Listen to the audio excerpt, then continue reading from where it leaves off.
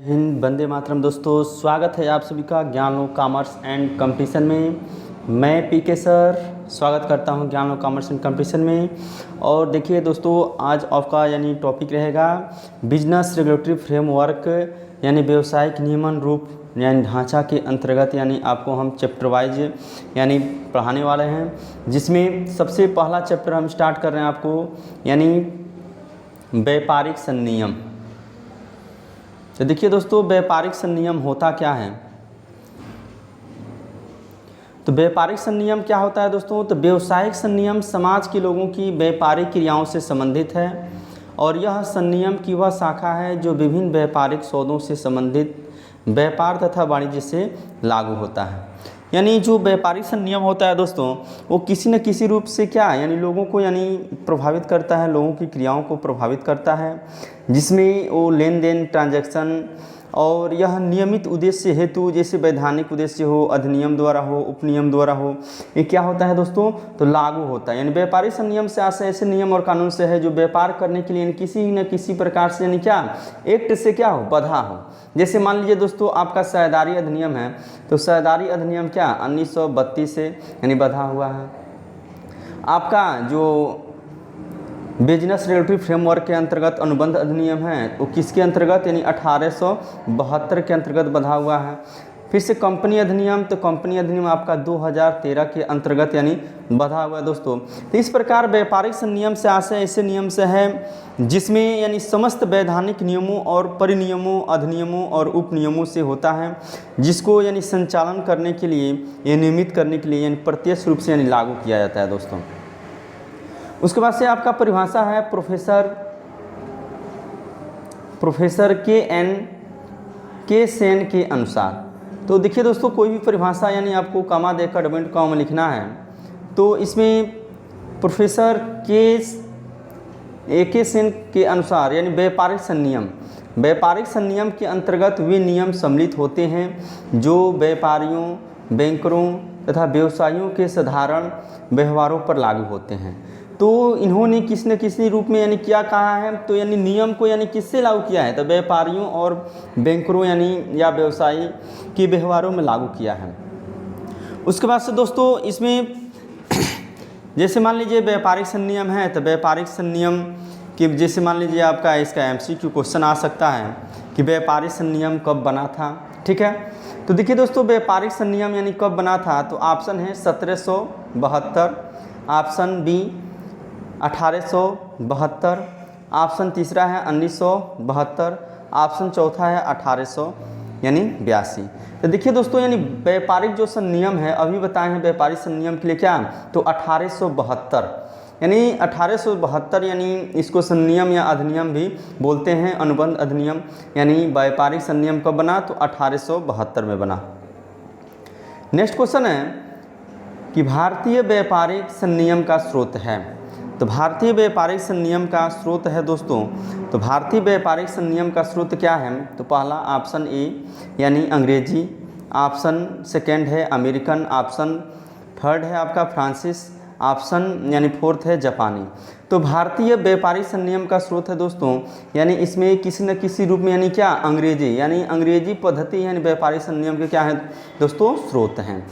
उसके बाद से व्यापारिक संनियम में सम्मिलित होते हैं। तो व्यापारिक संनियम में क्या सम्मिलित होते हैं? तो ऑप्शन पहला है दंडनीय अधिनियम, ऑप्शन दूसरा है सामाजिक अधिनियम, ऑप्शन तीसरा है नैतिक अधिनियम, ऑप्शन चौथा है अनुबंध अधिनियम। तो देखिए दोस्तों, इसमें आपका ऑप्शन कौन सा होगा? तो व्यापारिक संनियम सम्मिलित होते हैं, तो अनुबंध अधिनियम किसी न किसी प्रकार से क्या है? सही है। व्यापारिक संनियम में क्या सम्मिलित होते हैं? अनुबंध, अनुबंध के द्वारा ही कोई भी नियम, एक कानून लागू किए जाते हैं। उसके बाद से भारतीय अनुबंध अधिनियम 1872 के अनुसार इसके बारे में बताया गया है कि भारतीय अनुबंध अधिनियम 1872 में 1 सितंबर 1872 से लागू हुआ और इसके लागू होने के कुछ समय बाद इसकी आलोचना भी की गई। तो उसके बाद से इसमें दोस्तों हम आपको बताएंगे कुछ महत्वपूर्ण शब्दावलियाँ। तो महत्वपूर्ण शब्दावलियाँ में जैसे मान लीजिए आपका क्या क्या इसमें शब्दावलियाँ एग्रीमेंट के लिए प्रयोग किया जाता है अनुबंध के लिए। तो सबसे पहला शब्दावली है दोस्तों प्रस्ताव। क्या है? प्रस्ताव। तो देखिए दोस्तों, प्रस्ताव होता क्या है। तो प्रस्ताव से आसे सबसे पहले देखिए दोस्तों, यानी एक होता है आपका प्रस्ताव और एक होता है स्वीकृति, प्रस्ताव और स्वीकृति। तो देखिए दोस्तों, यानी प्रस्ताव होता क्या है, यानी जब एक व्यक्ति यानी दूसरे व्यक्ति को यानी किसी कार्य को करने अथवा न करने की यानी उसके समक्ष अपना यानी इच्छा व्यक्त करता है और उसे सहमति प्राप्त करने के लिए यानी इच्छा व्यक्त करता है दोस्तों, उसे ही हम प्रस्ताव कहते हैं। और जब दूसरे व्यक्ति द्वारा उस पर अपनी इच्छा प्रकट कर दी जाती है, यानी वचन पूरा कर दिया जाता है दोस्तों, तो उसे स्वीकृति कहते हैं। और जब इन दोनों में यानी स्वीकृति मिल जाती है तो ठहराव होता है दोस्तों। और जब ठहराव क्या होता है, तो ठहराव जब यानी सही रूप में लागू होता है, यानी वैध ठहराव होता है, तो उसे ही दोस्तों हम क्या बोलते हैं, एग्रीमेंट यानी अनुबंध बोलते हैं। तो इस प्रकार दोस्तों यानी प्रस्ताव को परिभाषित किया गया है धारा 2A में।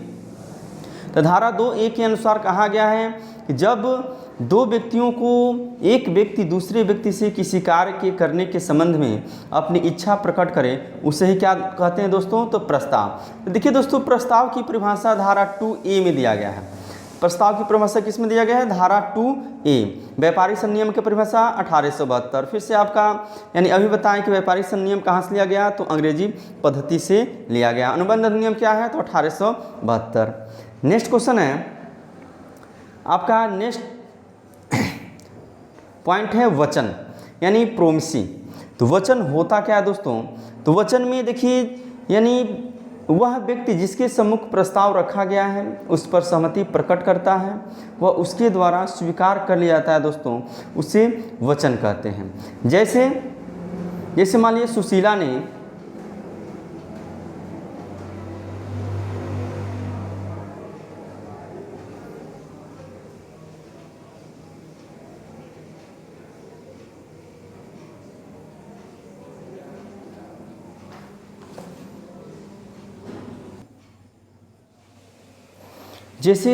ने गोविंद के सम्मुख यानी अपनी साइकिल 5,000 रुपये में बेचने का प्रस्ताव रखती है और उस पर गोविंद क्या करता है, तो गोविंद उसे स्वीकार कर लेता है और गोविंद द्वारा स्वीकार किया गया है दोस्तों, यानी क्या कहलाएगा, वचन कहलाएगा। यानी वचन से आसे जब वह व्यक्ति यानी जिसके सम्मुख प्रस्ताव रखा गया है उस पर अपनी सहमति प्रकट कर दे और कहे कि प्रस्ताव स्वीकार कर लिया गया है, तो इस प्रकार से स्वीकार किया गया प्रस्ताव ही दोस्तों क्या कहलाता है, तो वचन कहलाता है। इस प्रकार दोस्तों आप अपना नोट्स भी मेंटेन करते जाइएगा।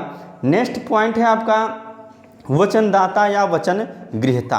तो देखिए दोस्तों, वचनदाता या वचन गृहीता को हम यानी प्रोमिसी बोलते हैं। यानी इसका परिभाषा दोस्तों यानी 2C में दिया गया है। पहला प्रस्ताव की परिभाषा यानी 2A में, उसके वचन की परिभाषा आपका 2B में, वचनदाता की परिभाषा यानी 2C में दिया गया है दोस्तों। तो वह व्यक्ति जो प्रस्ताव रखता है वह प्रस्तावक होता है और वचनदाता कहलाता है, और प्रस्ताव को स्वीकार करने वाला दोस्तों दूसरे शब्दों हम क्या बोलते हैं, वचन गृहीता यानी वचनदाता कहलाता है दोस्तों। तो इस प्रकार यानी वचनदाता, तो वचनदाता की परिभाषा किसमें दिया गया है, तो धारा 2C में। नेक्स्ट है प्रतिफल। तो प्रतिफल देखिए दोस्तों, यानी बिना प्रतिफल के किसी प्रकार का अनुबंध यानी तय नहीं होता है।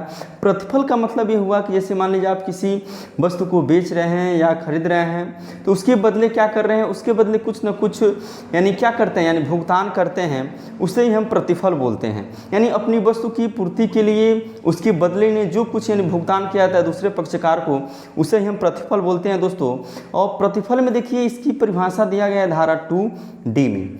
तो इसमें क्या कहा गया है, तो वचनदाता जब वचन गृहीता से कार्य करने के बदले जो कुछ भुगतान लेता है, देखिए जो कुछ भुगतान लेता है उसे हम क्या बोलते हैं, प्रतिफल बोलते हैं। जैसे AB को पुरानी साइकिल 400 रुपये में बेचने का यानी खरीदने के लिए तैयार हो जाता है, यहाँ 400 रुपया ही क्या कहलाएगा दोस्तों, तो प्रतिफल कहलाएगा। इस प्रकार ये प्रतिफल का आपका यानी परिभाषा हो गया। नेक्स्ट पॉइंट है ठहराव। तो देखिए ठहराव होता क्या है, तो ठहराव को यानी एग्रीमेंट बोलते हैं। इसका परिभाषा 2E में दिया गया है। देखिए एक बार और रिवीजन कर रहे हैं, प्रस्ताव की परिभाषा आपका यानी 2E में, उसके बाद से वचन का 2B में, उसके बाद से वचनदाता का 2C में, प्रतिफल का परिभाषा 2E में दिया गया दोस्तों। प्रत्येक वचन या वचनों के प्रत्येक समूह जो एक दूसरे को यानी प्रतिफल से क्या करता है, तो प्रतिफल है, जैसे मान लीजिए कोई वचन दिया गया है और उसमें यानी प्रतिफल है, तो वही दोस्तों यानी ठहराव कहलाता है। और ठहराव के लिए देखिए, ठहराव के लिए सबसे पहले यानी प्रत्येक वचन और वचनों के प्रत्येक समूह जो एक दूसरे को यानी प्रतिफल हो उसे ठहराव कहते हैं। और ठहराव की परिभाषा किस में दिया गया है, 2E में दिया गया है दोस्तों। इसके बाद से ये पोलक के अनुसार आप लोग परिभाषा नोट कर लीजिएगा कि ठहराव एक या एक से अधिक पक्षकारों द्वारा या अन्य पक्षकारों द्वारा किए गए किसी कार्य का कल्पना करता है। इस प्रकार ये आपका ठहराव का यानी परिभाषा हुआ। उसके बाद से लिख के अनुसार, तो लिख के अनुसार यानी ठहराव होता क्या है, तो लिख के अनुसार ठहराव क्या होता है, तो ठहराव से अभिप्राय ऐसे दो व्यक्तियों के बीच सहमति से है जो किसी निश्चित किए गए विषय पर यानी एक मत हो। ठीक है, तो इस प्रकार यानी उपयुक्त परिभाषाओं को अध्ययन करने के बाद से निष्कर्ष रूप में हम कह सकते हैं कि ठहराव एक पक्षकार के सहमति पर स्वीकृति देने पर होता है और प्रस्ताव स्वीकृति से वचन बनता है और बिना वचन ठहराव नहीं हो सकता। नेक्स्ट है आपका, देखिए दोस्तों, सबसे पहले आपको यानी जानना होगा कि प्रस्ताव या स्वीकृति होने पर यानी क्या बन जाता है। तब प्रस्ताव स्वीकृति होने पर क्या बन जाता है दोस्तों, तो वचन बन जाता है। फिर से क्वेश्चन पूछ सकता है कि अनुबंध के लिए ठहराव होना आवश्यक है कि अनिवार्य है कि अनावश्यक है, तो दोस्तों आपका क्या है, अनिवार्य है। इससे व्यर्थ ठहराव होता है, वैध होता है, अवैध होता है कि लागू नहीं होता है, तो देखिए व्यर्थ ठहराव हमेशा यानी लागू नहीं होता है। इसके बाद से नेक्स्ट हम चलते हैं व्यर्थ या शून्य ठहराव। देखिए दोस्तों, यानी व्यर्थ या शून्य ठहराव, देखिए व्यर्थ या शून्य ठहराव होता क्या है, तो इसका परिभाषा यानी 2G में दिया गया है कि वह ठहराव जो सरकारी नियमों द्वारा या कार्यनिहित परिवर्तनीय नहीं कराया जा सकता, वो व्यर्थ ठहराव होता है। जैसे दोस्तों मान लीजिए आप 18 वर्ष से कम आयु से बच्चे से आप क्या करते हैं, ठहराव करते हैं, तो आपका व्यर्थ ठहराव कहलाएगा। अनुबंध या संविदा, तो अनुबंध या संविदा क्या होता है, तो इसका परिभाषा दोस्तों यानी 2H में दिया गया है अनुबंध का परिभाषा। इसमें कहा गया है कि प्रत्येक ऐसा ठहराव जो वैधानिक रूप से क्या हो, परिवर्तनीय हो, अनुबंध कहलाता है। नेक्स्ट है आपका व्यर्थनीय अनुबंध। तो व्यर्थनीय अनुबंध की परिभाषा दोस्तों यानी 2I में दिया गया है। तो इसको टिक द्वारा याद कर सकते हैं कि व्यर्थनीय कौन होगा, जो इररेवलेबल यानी अनियमित होगा दोस्तों, यानी 2I इररेवलेबल से यानी I से यानी याद करेंगे क्या, व्यर्थनीय ठहराव। यानी प्रत्येक ऐसा ठहराव जो केवल एक पक्षकार की इच्छा पर परिवर्तनीय होता है, उससे व्यर्थनीय। जैसे मान लीजिए आप किसी के यानी कनपट्टी पर आप यानी अपना रिवॉल्वर लगाकर यानी कहते हैं कि आप अपना यानी सामान हमको दे दीजिए, तो आपका क्या है, यानी ठहराव क्या है, यानी यह ठहराव यानी व्यर्थनीय है, क्योंकि वो आपके इच्छा पर है, दूसरे पक्षकार की इच्छा पर नहीं है। नेक्स्ट है दोस्तों ठहराव के लक्षण या विशेषता। तो ठहराव के लक्षण या विशेषता यानी होता क्या है दोस्तों, तो इसमें देखेंगे ठहराव के लक्षण विशेषता, देखिए परिभाषा से ही विशेषता निकलता है, तो आप लोग ऊपर परिभाषा पढ़ चुके हैं। तो विशेषता में ठहराव के लिए सबसे पहले यानी क्या, दो पक्षकार का होना चाहिए। देखिए बिना दो पक्षकार के किसी प्रकार का ठहराव नहीं हो सकता है। जैसे मान लीजिए आपको शादी करना है, तो लड़का लड़की की यानी आवश्यकता होगी, तो उसमें यानी दो पक्ष होंगे, यानी एक लड़का पक्ष एक लड़की पक्ष। फिर से पक्षकारों में मानसिक एकात्मकता होना चाहिए। ठहराव के लिए ये नहीं है कि मान लीजिए आप कुछ और कहें या दूसरा पक्ष कुछ और यानी उस पर अपना यानी एक्शन दे, तो आपका ठहराव नहीं हो सकता। इससे पक्षकारों का उद्देश्य आपस में वैधानिक होना चाहिए, यानी जो भी ठहराव हो यानी वैधानिक लीगल तरीके से सरकार के दृष्टि में होना चाहिए। फिर से चौथा है कि पक्षकार अपना समान अधिकार एक दूसरे से संवहन करता है। जैसे मान लीजिए पक्षकार, ये जरूरी नहीं है कि मान लीजिए किसी को दबाव देकर यानी आप उससे यानी कोई वस्तु खरीद लेंगे या बेच देंगे, यानी उसका इच्छा भी आपको क्या होगा, यानी जानना होगा। अगला है ठहराव के फलस्वरूप केवल संबंधित पक्षकार ही संबंधित होते हैं, अन्य कोई पक्षकार नहीं होते हैं। इस प्रकार दोस्तों ये आपका ठहराव का यानी विशेषता रहा। उसके बाद से दोस्तों चलते हैं हम ठहराव के प्रकार। तो ठहराव के प्रकार होते क्या हैं, तो ठहराव के प्रकार में सबसे पहले आप पढ़ेंगे यानी वैधानिकता के आधार पर यानी ठहराव। तो वैधानिकता के आधार पर ठहराव में पहला वैधानिक ठहराव, यानी वैधानिक ठहराव क्या होता है दोस्तों, तो वैधानिक ठहराव से ऐसे ठहराव से हैं जिसमें वैधानिक रूप से कार्यान्वित यानी किया जाता है, अर्थात इसमें वैध ठहराव के सभी लक्षण होना चाहिए। तो वैध ठहराव के लक्षण क्या होते हैं? तो सबसे पहला ठहराव कि उसमें दो पक्षों का होना चाहिए, दूसरा कि उसमें प्रतिफल होना चाहिए, तीसरा उसमें जो भी ठहराव होना चाहिए यानी कानून की दृष्टि से यानी परिवर्तनीय होना चाहिए। ये आपका वैध ठहराव के इन लक्षण होते हैं। अगला है अवैधानिक ठहराव, यानी ऐसे ठहराव जो अधिनियम के विरुद्ध होता है। कानून इस प्रकार के ठहराव की अनुमति नहीं देता है। ऐसा ठहराव यानी पूर्ण रूप से क्या व्यर्थ होता है दोस्तों। जैसे मान लीजिए आप, जैसे किसी व्यक्ति को, जैसे मान लीजिए अ है तो अ अपनी यानी गाय ब को यानी 500 रुपये में बेचने का ठहराव करता है। गाय के अनुबंध करने से पूर्व ही यानी उसकी मृत्यु हो जाती है, परंतु दोनों पक्षों की तथ्य की जानकारी के अभाव में यह ठहराव क्या है तो व्यर्थ या अवैधानिक हो सकता है दोस्तों। नेक्स्ट है रचना के आधार पर। तो रचना के आधार पर इन ठहराव कितने प्रकार के होते हैं? तो रचना के आधार पर ठहराव आपका यानी दो प्रकार का होता है। पहला ठहराव है आपका क्या? तो पहला ठहराव है अस्पष्ट ठहराव। कौन सा ठहराव है? अस्पष्ट। तो ठहराव अस्पष्ट, तो ठहराव करने के उद्देश्य से जब इच्छा मौखिक या लिखित रूप में अस्पष्ट शब्दों में वचनदाता या वचनग्रहीता द्वारा प्रकट किया जाता है तो इसे हम अस्पष्ट ठहराव कहते हैं। जैसे दोस्तों मान लीजिए आप यानी अ ब के समक्ष यानी अपना ऊँट 5,000 रुपये में बेचने का प्रस्ताव लिखित रूप से प्रस्तुत करता है और ब अ के प्रस्ताव को लिखित रूप से स्वीकार कर लेता है, तो इस प्रकार का यानी ठहराव क्या कहलाएगा? अस्पष्ट ठहराव। क्योंकि दोनों पक्ष क्या कर रहा है? लिखित रूप में यानी एक पक्ष यानी प्रस्ताव कर रहा है, दूसरा अपनी स्वीकृति दे रहा है, तो ये आपका क्या है? अस्पष्ट ठहराव।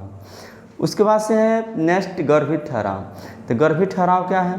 तो गर्भित ठहराव से आशय उस ठहराव से होता है जिसमें वचनदाता या वचनग्रहीता लिखकर या बोलकर साफ साफ यानी प्रकट नहीं करते हैं, बल्कि ठहराव की यानी बातें आचरण एवं व्यापारिक परंपरा को देखकर ठहराव का होना ही यानी गर्भित ठहराव कहलाता है। जैसे दोस्तों मान लीजिए आप, जैसे मान लीजिए एक एग्जाम्पल है,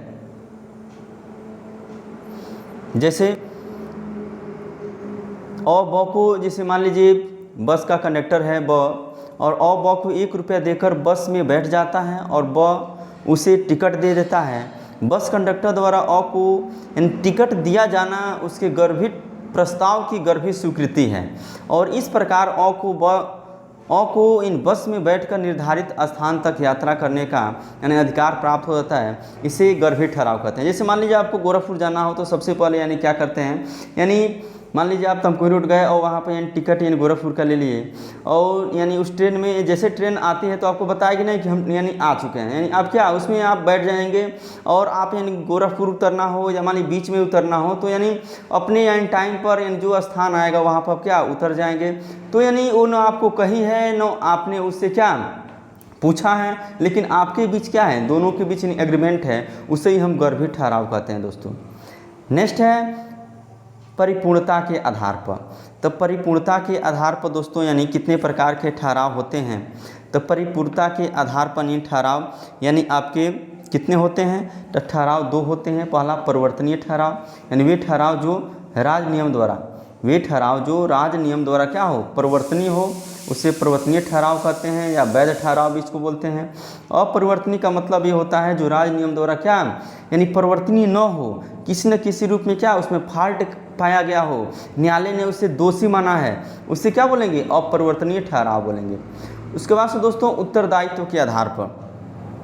तो उत्तरदायित्व के आधार पर इन ठहराव कौन कौन से हैं? तो एक पक्षीय ठहराव उत्तरदायित्व के आधार पर, यानी पहला ठहराव क्या होता है? एक पक्षीय। तो एक पक्षी में जब किसी ठहराव में एक पक्षकार द्वारा वचन या प्रतिफल का पालन हो जाता है और दूसरा के द्वारा वचन यानी पालन शेष करना रह जाता है, ऐसे ठहराव को दोस्तों हम बोलते हैं क्या? एक पक्षीय ठहराव। जैसे मान लीजिए ए है, जैसे ए बी को यानी 200 रुपये में अपनी घड़ी बेचता है और और तो ब को घड़ी दे देता है लेकिन ब उसका भुगतान नहीं कर पाता है तो उसे हम एक पक्षीय ठहराव कहेंगे। यानी ए ने अपना काम कर दिया लेकिन बी ने अपना काम नहीं किया, उसे हम क्या बोलते हैं, एक पक्षीय ठहराव बोलते हैं दोस्तों। नेक्स्ट है आपका द्विपक्षीय ठहराव। तो द्विपक्षीय ठहराव में क्या होता है, तो यदि किसी ठहराव में दोनों पक्षकार को अपने अपने वचन का पालन करना तथा वचन के प्रतिफल शेष हो तो ऐसे ठहराव को यानी द्विपक्षीय ठहराव कहते हैं।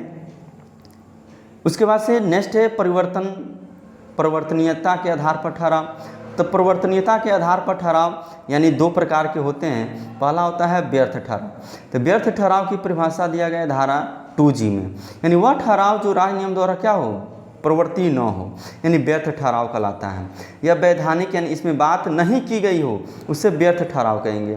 नेक्स्ट है व्यर्थनीय ठहराव, यानी जब कोई ठहराव एक पक्षकार या उसके इच्छा से राज नियम द्वारा प्रवर्तनीय हो लेकिन एक से अधिक पक्षकार यानी वो न्यायालय उसको नहीं मानती है तो इसे व्यर्थनीय ठहराव कहेंगे। नेक्स्ट है निष्पादन के आधार पर। तो निष्पादन के आधार पर दो ठहराव होते हैं, एक निष्पादित ठहराव, एक निष्पादनीय ठहराव। तो निष्पादित ठहराव क्या होते हैं, तो इसके अंतर्गत दोनों पक्षकार अपने को उत्तरदायित्व को अनुबंध करते समय ही पूरा कर लेते हैं, उसे क्या बोलेंगे, निष्पादित ठहराव। यानी एक पक्ष दूसरे पक्ष को अपनी यानी स्वीकृति दे देती है, दूसरा पक्ष प्रस्ताव कर देता है, इन दोनों का काम हो जाता है, उसे हम निष्पादित ठहराव कहेंगे। निष्पादनीय ठहराव क्या होता है दोस्तों, तो निष्पादनीय ठहराव से ऐसे ठहराव से है जिसमें एक पक्षकार या दोनों पक्षकारों को अपना उत्तरदायित्व यानी भविष्य में पूरा करना होता है, यानी वर्तमान में पूरा नहीं करना होता है, भविष्य में पूरा करना होता है, तो ऐसे ठहराव को हम निष्पादनीय ठहराव बोलते हैं। इसके बाद आप पढ़ेंगे अनुबंध और ठहराव में अंतर। अनुबंध और ठहराव में अंतर क्या होता है, तो अनुबंध और ठहराव में अंतर आप पढ़ेंगे। तो अनुबंध देखिए दोस्तों, सबसे पहले परिभाषा के आधार पर यानी अंतर का आधार, उसके बाद से अनुबंध, दो कॉलम बना लीजिए, एक ठहराव। तो परिभाषा में, तो अनुबंध में यानी परिभाषित किया गया कि कोई भी ठहराव जो राज नियम द्वारा क्या हो, परिवर्तनीय हो, अनुबंध कहलाता है। और अनुबंध का परिभाषा यानी ये बताता है कि यानी किसी न किसी रूप से उसको क्या, राज नियम द्वारा परिवर्तनीय होना चाहिए, सरकार की दृष्टि में होना चाहिए, यानी वैध होना चाहिए। उसके बाद से ठहराव में क्या होता है, तो प्रत्येक वचन या वचनों का समूह जो दूसरे के प्रतिफल हो ठहराव कहलाता है। उसके बाद से धारा, तो देखिए अनुबंध में यानी किस धारा का प्रयोग किया गया है, धारा 2H का प्रयोग किया गया है। ठहराव में यानी 2E का प्रयोग किया गया है। उसके बाद से नेक्स्ट है प्राकृतिक। देखिए जो अनुबंध की प्रकृति होती है, केवल वैध ठहराव ही अनुबंध होते हैं, लेकिन ठहराव में जरूरी नहीं है कि यानी वो वैध है, वैध और अवैध यानी दोनों, वैधानिक और अवैधानिक दोनों ही, यानी दोनों आपका जो अनुबंध होता है यानी ठहराव होता है। उसके बाद से क्षेत्र में देखिए अनुबंध का क्षेत्र क्या होता है, सीमित होता है, और इसका क्षेत्र क्या होता है, इसका क्षेत्र यानी व्यापक होता है। नेक्स्ट है प्रभाव। अनुबंध राज नियम द्वारा प्रवर्तनीय होता है और इसका प्रवर्तनीय होना आवश्यक नहीं है, ठहराव का प्रवर्तनीय होना आवश्यक नहीं है। उसके बाद से आधार, तो इसमें देखिए अनुबंध का आधार वह ठहराव होता है जो राज नियम द्वारा क्या हो, प्रवर्तनीय हो, और ठहराव का आधार यानी प्रस्ताव एवं स्वीकृति से होता है। तो इस प्रकार दोस्तों आपका यानी बिजनेस रेगुलेटरी फ्रेमवर्क में यानी शुरुआत की यानी व्यापारिक संनियम चैप्टर रहा, उसके बाद से कुछ महत्वपूर्ण शब्दावलियाँ रहा, उसके बाद से ठहराव रहा, ठहराव का परिभाषा, विशेषता और ठहराव और अनुबंध में अंतर रहा। इस प्रकार यानी आपको हम पूर्ण रूप से इन 3 चैप्टर यानी कवर कराए हैं। उसके बाद से जैसे मान लीजिए ठहराव का, जैसे मान लीजिए आपका बहुविकल्पी क्वेश्चन पूछे कि ठहराव, तो ठहराव के लिए कम से कम यानी कितने पक्षकार होने चाहिए, तो ठहराव के लिए कम से कम कितने पक्षकार होने चाहिए दोस्तों, तो ठहराव के लिए कम से कम यानी 2 पक्षकार होने चाहिए। उसके बाद से क्वेश्चन पूछे कि अनुबंध के लिए ठहराव का होना यानी ऐच्छिक है कि आवश्यक है कि अनिवार्य है कि इनमें से कोई नहीं, तो देखिए दोस्तों अनुबंध के लिए ठहराव का होना क्या होता है, तो पूर्ण रूप से क्या होता है दोस्तों, यानी अनिवार्य होता है। क्या होता है, अनिवार्य होता है। उसके बाद से क्वेश्चन पूछे कि स्वीकार किया गया प्रस्ताव क्या कहलाता है, तो स्वीकार किया गया यानी प्रस्ताव दोस्तों क्या कहलाता है, तो ऑप्शन दे सकता है कि ठहराव कहलाता है, कि वचन कहलाता है, कि अनुबंध कहलाता है, कि इनमें से कोई नहीं। तो देखिए स्वीकार किया गया ठहराव क्या कहलाता है, तो आंसर होगा दोस्तों यानी वचन कहलाता है। उसके बाद से क्वेश्चन पूछ सकता है कि व्यर्थ शब्द अवैध की तुलना में क्या है, कम व्यापक है, अधिक व्यापक है कि इनमें से कोई नहीं। तो आपका ऑप्शन यानी कौन सा सही होगा, यानी न अधिक न कम, यानी 100 ऑप्शन सही होगा। उसके बाद से क्वेश्चन है कि एक ठहराव जो कानून द्वारा प्रवर्तनीय नहीं हो क्या कहलाता है। तो एक ठहराव जो कानून द्वारा प्रवर्तनीय न हो वो क्या कहलाता है, तो अवैध कहलाएगा कि व्यर्थनीय कहलाएगा कि व्यर्थ कहलाएगा कि अपरिवर्तनीय कहलाएगा। तो दोस्तों उसमें आपका यानी व्यर्थ ठहराव हो जाएगा। क्या हो जाएगा, व्यर्थ ठहराव, यानी जो राज्य नियम द्वारा क्या हो प्रवर्तनीय न हो व्यर्थ ठहराव हो जाएगा। एक ठहराव होता है तो ठहराव में दोस्तों क्या क्या शामिल हो सकता है, तो शुरू में ही बताया यानी प्रस्ताव प्लस स्वीकृति मिलकर ही क्या करती है, यानी ठहराव बनाती है। तो इस प्रकार दोस्तों आपका यानी चैप्टर कवर हुआ है ठहराव का। और यदि वीडियो अच्छी लगी हो तो अधिक से अधिक लाइक सब्सक्राइब शेयर कीजिए। जय हिंद, वंदे मातरम। आपके माता पिता को नमस्कार।